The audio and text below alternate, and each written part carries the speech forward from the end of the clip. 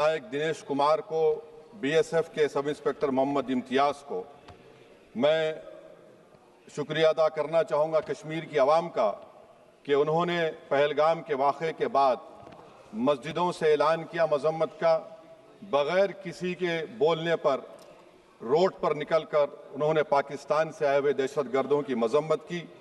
मैं मुबारकबाद देता हूँ हमारी मुसल्लह अफ़वाज को कि उन्होंने एक अजीम कुर्बानी पेश की और बहादुरी के साथ ऑपरेशन सिंदूर में भारत को कामयाबी दिलाई। मैं मुसल्लह अफ़वाज ने पहले 9 दहशतगर्द ठिकानों पर उनको निशाना बनाया और सबसे मेरी नज़र में जो दहशतगर्दी के दिल पर हमला हुआ वो भावलपुर का था और 6 एयरफील्ड, 3 हैंगर और 2 रनवेज को हमने तबाह किया। बाद में ऑपरेशन सिंदूर की कामयाबी की एक अहम वजह यह थी मैडम कि मुल्क में इत्तेहाद और इत्तेफाक पैदा हो गया था, एक यूफोरिया पैदा हो गया था, मगर अफसोस कि हुकूमत ने उसका फ़ायदा नहीं उठाया। मैं आज भी कह रहा हूँ, जिम्मेदारी के साथ कह रहा हूँ कि पाकिस्तानी फ़ौज, पाकिस्तान की ISI, पाकिस्तान का डीप स्टेट, उनका हयाती मकसद ये है कि हमेशा भारत को कमज़ोर किया जाए और अगर हमको इन ताकतों को कमज़ोर करना है तो देश में इत्तेहाद और इत्तेफाक को बरकरार रखना पड़ेगा। अगर हम बुलडोज़र के ज़रिए या फिर लिसानी जबर के ज़रिए या मजहबी फ़िरक़ा परस्ती के ज़रिए अक़लियतों को निशाना बनाएंगे तो हम खुदा ना खास्ता उन पड़ोसी मुल्क के दहशतगर्द तंजीमों को कहीं कामयाब ना हो जाए। मैडम, मैं आपके सामने ये भी कहना चाहूँगा कि इत्तेहाद और इत्तेफाक इस मुल्क में जब मजबूत होगा तो हमको बैनुल-अक़वामी सतह पर दिखाने की ज़रूरत नहीं पड़ेगी। मैं आपकी तरफ से हुकूमत से चंद सवालात करना चाहूँगा कि वज़ीर आज़म ने कहा कि खून और पानी एक साथ नहीं बह सकते, आतंकवाद और बातचीत एक साथ नहीं हो सकती।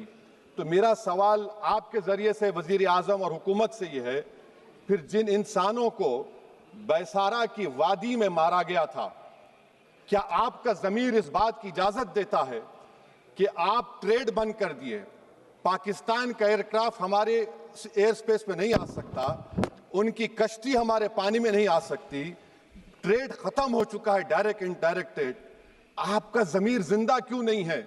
किस सूरत से आप पाकिस्तान से क्रिकेट मैच खेलेंगे जब हम पानी नहीं दे रहे हैं? 80% पानी पाकिस्तान का हम रोक रहे हैं, ये कहकर के पानी और खून नहीं बहेगा, आप क्रिकेट मैच खेलेंगे? मैडम, मेरा ज़मीर तो गवारा नहीं करता कि मैं उस मैच को देखूंगा। क्या इस हुकूमत में इतनी हिम्मत है कि उन 25 मरने वालों को फोन करके कहे कि देखो हमने ऑपरेशन सिंदूर में बदला ले लिया, अब तुम पाकिस्तान का मैच देखो? बड़ी अफसोस की बात है मैडम, अकाउंटेबिलिटी किस पर है? पहलगाम किसने किया? 7.5 लाख हमारी फौज और सेंट्रल पैरामिलिट्री फोर्स है, ये कहां से 4 चूहे घुसकर हमारे भारत के नागरिक को मारे? अकाउंटेबिलिटी किस पर फिक्स होगी? LG पर फिक्स होगी तो LG को बरतरफ करिए, IB पर आती है तो एक्शन लीजिए, पुलिस पर आती है तो एक्शन लीजिए, मगर आप ये समझ रहे हैं कि ऑपरेशन कर दिया और हम खामोश लोग भूल जाएंगे। अकाउंटेबिलिटी फिक्स करना पड़ेगा। मैडम, डिटरेंस आपकी क्या है? आपने सर्जिकल स्ट्राइक किया, आपने बालाकोट किया, फिर ये पहलगाम हुआ, तो आपकी डिटरेंस की पॉलिसी नाकाम साबित हुई, कश्मीर की पॉलिसी नाकाम साबित हुई, 370 हटा दिया आपने एक रियासत को UT बना दिया और उसके बावजूद भी दहशतगर्द वहां पर पहुंच गए। तो और अफसोस मुझे इस बात का होता है मैडम कि पाकिस्तान को हम जानते हैं, पाकिस्तान और इजराइल इस पूरी दुनिया में एक फेल्ड स्टेट है और पाकिस्तान के आर्मी चीफ को, जिससे हमारे स्ट्रेटेजिक रिलेशनशिप है, जिसको अपना दोस्त कहते हैं, उस देश का प्रेसिडेंट उस शख्स को बुलाकर खाना खिलाता है अपने साथ जिसके भाषण से हमारे लोग मारे गए थे। तो क्या आपकी खर्जा पॉलिसी कामयाब हुई? आप देख लीजिए। अच्छा, हमारे देश में एक ऐसी तंजीम है जिसका वजूद नफरत की बुनियाद पर और मजहबी अज़वियत को फैलाने के लिए बनाया गया, उनको तकलीफ है सेकुलरिज्म से, सोशलिज्म से, मगर हमारे संविधान के प्रियम्बल में लफ्ज़ सॉवरेन है। सॉवरेन का मतलब यह है कि हम खुद मुख्तार हैं, हम हाकिम आला हैं, हम अपने मुल्क के मुकद्दर का फैसला करेंगे। एक गोरा व्हाइट हाउस में बैठकर भारत की सीज फायर का ऐलान करेगा, यह आपका नेशनलिज्म है? अफसोस होता है मुझे सर। मैडम, मैं आपसे पूछना चाह रहा हूं कि अगर एक चचा सैम ऐलान कर रहे हैं तो हमारी फौज पर क्या असर पड़ा होगा? हमारे उन पायलटों पर क्या असर पड़ेगा जो नहीं मालूम कितनी ऊपर आसमानों पर भारत की हिफाजत कर रहे हैं। वो नेवी का सिपाही जो समंदर में खड़ा हुआ है, उसको ये नहीं मालूम हो रहा है कि मेरा प्रधानमंत्री ऐलान नहीं किया, एक गोरे ने ऐलान किया। बड़ा ये आपके कैसा होगा ये। मैडम, मेरा सवाल हुकूमत से ये भी है कि हम कोई एडवर्सेरियल कंट्री नहीं है अमेरिका के लिए, हम दोस्त हैं, स्ट्रेटेजिक रिलेशनशिप है। क्या क्या एग्रीमेंट हमने साइन नहीं किया, तो क्या ये दोस्ती निभा रहे हैं? मैडम, मैं हिस्टोरिकल एग्जांपल दे रहा हूं, क्रुश्चेव और टीटो। क्रुश्चेव ने दबाव डाला, टीटो ने कहा मैं नहीं मानता, मैं नैम ज्वाइन करूंगा। मैडम, फ्रांस और यूएसए, डिगोल को जब यूएसए ने दबाव डाला तो डिगोल ने कहा कि तुम दोस्त हो मगर हमारी खारिजा पॉलिसी आजाद ना है।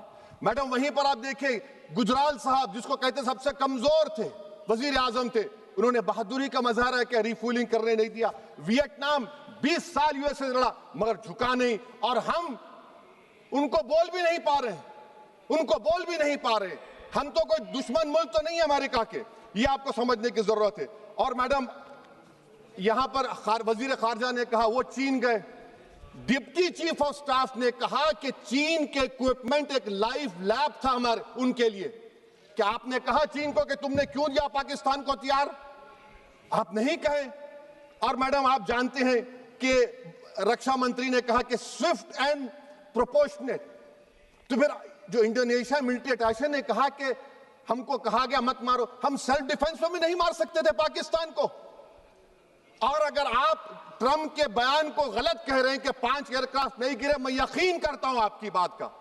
आप हमारे पायलट्स को कमेंट करिए ना, हमारे पायलट्स को कमेंट करिए कि हम अपने पायलट्स की तारीफ करते हैं, आप वो भी नहीं करना चाहते। मैं हुकूमत से जानना चाहता हूं मैडम कि क्या फ्रांस ने हमको सोर्स कोड नहीं दिया जिसकी वजह से हमारे एयरक्राफ्ट को क्या नुकसान हुआ? अब मुस्तकबिल में आप हथियार खरीदेंगे तो क्या आप सोर्स कोड हासिल करेंगे? और मैडम, मैं आपको बताना चाह रहा हूं, मेरे सवाल का जवाब हुकूमत दे। हमारे पास सैंक्शन जो स्क्वाड्रन है 42 है, 60 साल के बाद सिर्फ 29 काम कर रहे हैं। पाकिस्तान के पास 25 हैं, चीन के पास 50 से ज्यादा हैं। 11 साल से आप सरकार में हैं, सबमरीन नहीं है, थर्ड एयरक्राफ्ट कैरियर कहां पर है आप बताइए। और मैडम, FATF में लाना पड़ेगा आपको। अगर आप विश्व गुरु हैं तो हम आपको चैलेंज कर रहे हैं, आप G7 के कंट्रीज को, GCC को और चचा सैम को राजी कराइए कि पाकिस्तान को, मैडम खत्म कर रहा हूं, FATF में दोबारा लाया जाए। मैडम, ऑल पार्टी मीटिंग हुई, देखिए कितना कॉन्ट्रडिक्शन है केंद्र सरकार में और स्टेट सरकार में। ऑल पार्टी मीटिंग में मैं था, केंद्र सरकार ने कहा कि नहीं, बैसारन मिडोस पर तो कोई जा ही नहीं सकता, जून से पहले इजाजत लेना पड़ेगा। बाद में हमको मालूम हुआ कि साल भर खुला रहता मिडोस सिवाय बारिश और स्नो के। ये कॉन्ट्रडिक्शन है केंद्र सरकार में। वहां पे मैं हुकूमत से मुतालबा करता हूं मैडम आपके जरिए से कि कौमी सिक्योरिटी को, नेशनल सिक्योरिटी को, खारिजा पॉलिसी को, फॉरेन पॉलिसी को राजनीति का मुद्दा मत बनाइए, राजनीति का मुद्दा मत बनाइए। ये हमारे मुल्क में मुफाद होगा, हमारे मुल्क के इत्तेहाद और एकजुटती को आप एक वोट का जरिया मत बनाइए। और मैं एक आखिरी बात पूछ रहा हूं मैडम, क्या चीन ने हमसे कहा था कि सीज फायर कर लो? और कैसे पाकिस्तान ने हमारे पायलट्स की बातों को सुना कि हमारा कम्युनिकेशन एनक्रिप्ट नहीं है? मैडम, आखिर में मैं अपने शेर से इस अपनी बात को खत्म करूंगा कि अपने ही हाथों से सर अपना कटाना है हमें। मादर